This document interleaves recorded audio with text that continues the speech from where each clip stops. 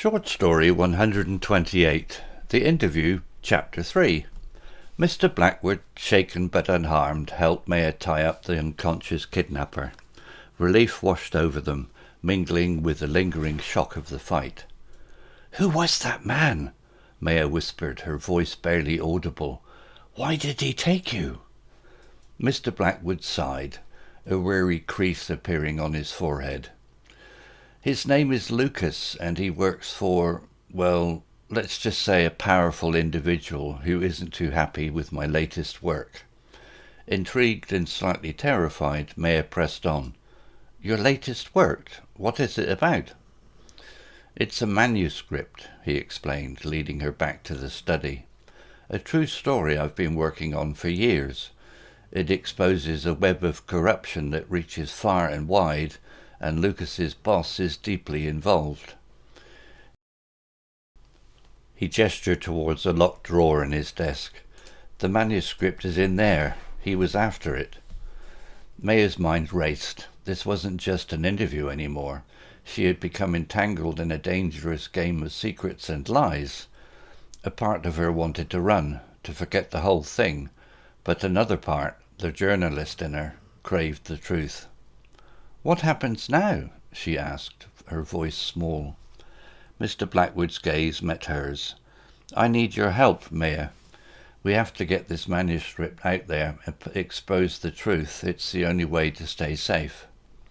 He explained his plan, a risky escape through a hidden passage that led deep into the woods.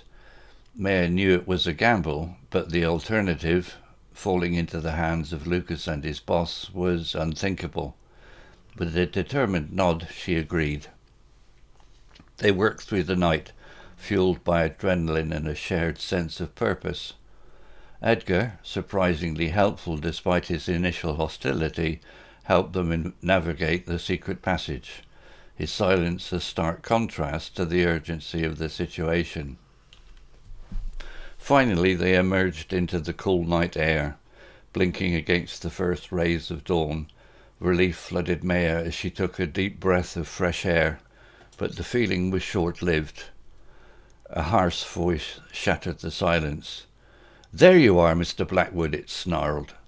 Lucas stood at the edge of the woods, flanked by two other menacing figures. Mr. Blackwood's face paled. They were trapped. Maya's heart hammered against her ribs as she realized the fight had just begun. The interview had become a desperate race for survival, and the truth they held in their hands was a weapon worth killing for. To be continued. Vocabulary notes. Worn out, damaged or spoiled from use. Example, they deciphered the complex diagram from a worn-out instruction manual. Guttural, deep and harsh sounding. Example, a guttural roar from outside confirmed their worst fears. Scoffed, laughed briefly in a way that shows you think something is stupid or unimportant. Example, Lucas scoffed, "There's no train at this hour. It's a ghost story for gullible passengers." Adrenaline, a hormone that prepares the body for action in a stressful situation. Example, adrenaline pumping through their veins. Dusty, covered in a fine layer of dust.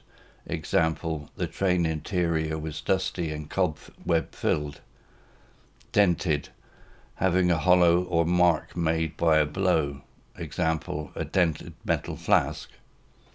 Rattled, shaken or made to vibrate noisily. Example, the train rattled and swayed through the night. Story written by Google Bard AI. Image created by Desgo.com AI.